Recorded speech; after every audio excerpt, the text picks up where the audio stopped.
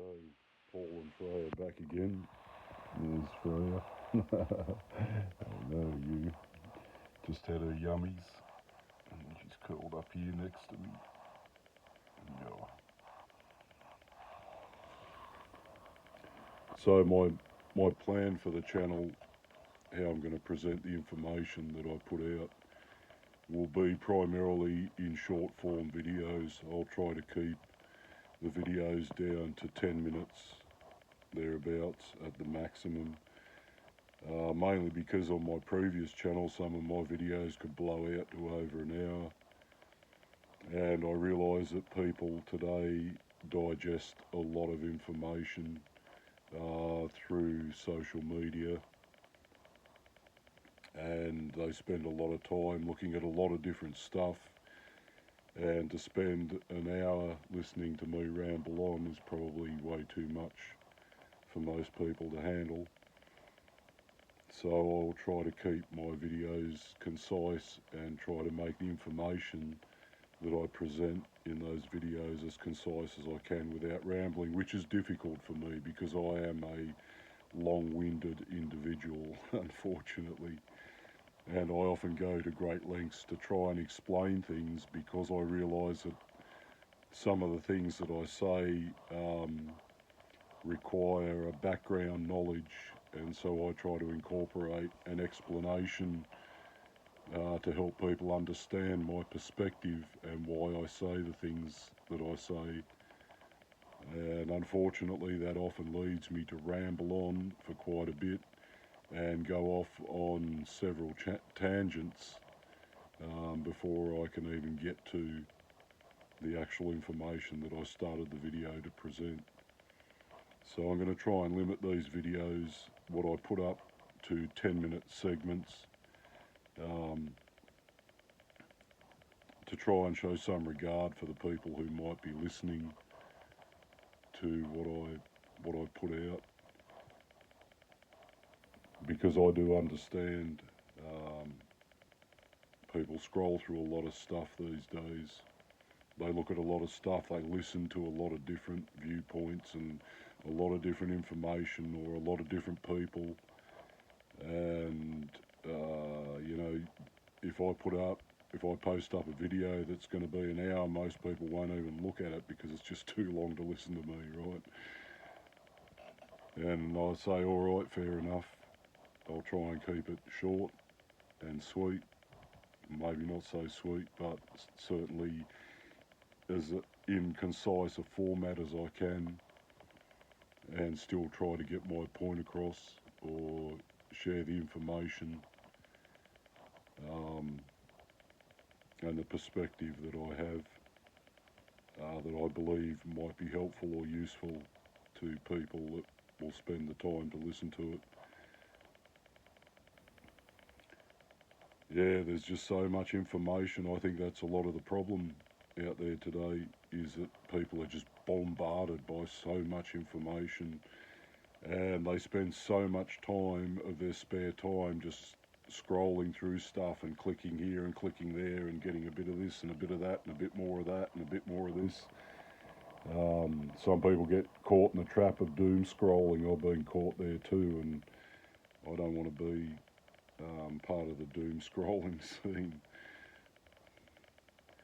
Yeah, so I'll try to present a series of videos at least to start with by way of regular content. My plan is to read, because I've been reading a lot. I try to read quite a bit at this point. The Holy Bible being the primary source of my reading, and then other good books, Christian literature, and books that I feel are relevant to current affairs and geopolitics and how they relate to our lives and how they affect the way we think and the things we do and the structure of our society and the direction that our society is headed. So I've read some really good books along those lines. that present both a political and a spiritual perspective, a biblical spiritual perspective on the current state of affairs in this world that we live in today, as of 2026.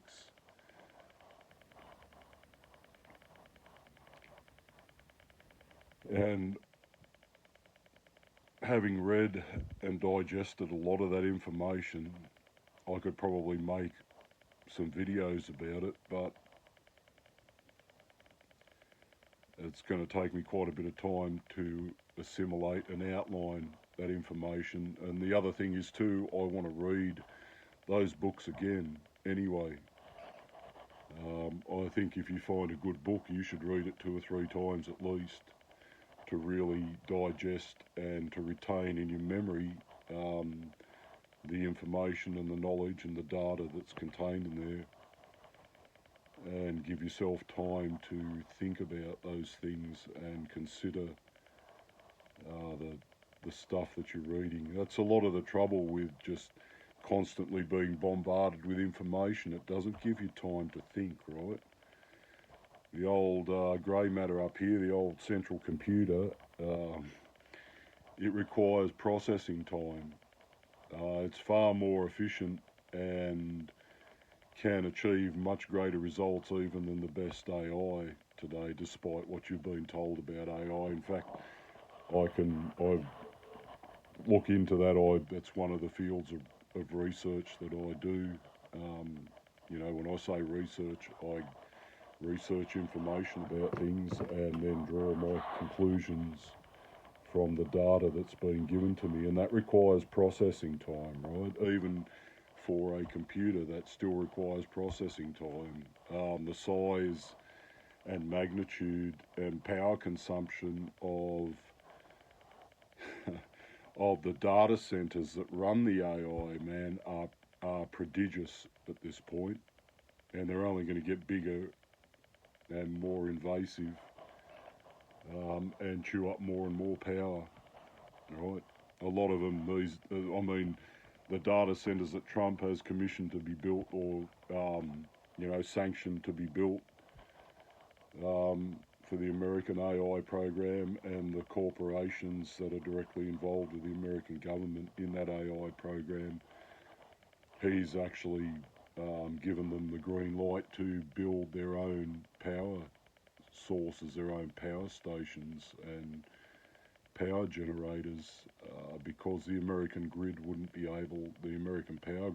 able to handle the amount of extra power that those data centers that run the AI actually would be drawing out of the grid. So at this point, that gives you some idea about the massive amount of electrical energy that is necessary to run the AI systems that a lot of you are now becoming more and more familiar with, and that are taking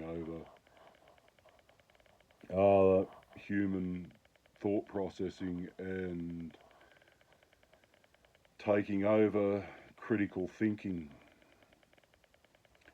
So most of the books that I will read to you, including the Bible itself, require you to think about the things that you're reading on a critical level, to take the information on board, digest it, and think about it critically, and draw conclusions and connections according to what you're thinking. And that requires some downtime. I find walking, Freya and I walk every day. We walk for quite a distance. We do at least 4 or 5 kilometres a day. Sometimes we'll do 10 kilometres. That is a really good time just to actually let your mind process the data that you've been putting into it. You need to find space and time. Just sitting down and reading a physical book is really good for that too, because you can stop when your mind begins to process, or something that you read triggers a response in your mind. You can stop and allow that thought to develop, right, and see where it goes, and then how that fits into your understanding of things and how your mind will process that critically, right? And how it applies it to you and your current situation or whatever the subject is that you're looking at. That is a really good thing.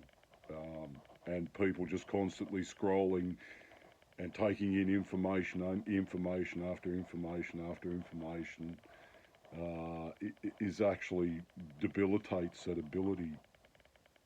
It hinders that ability, and it doesn't give your mind the room that it needs to actually assimilate the data and to process it and to give you a conclusion and a result, and what that data that you're soaking up actually means to you.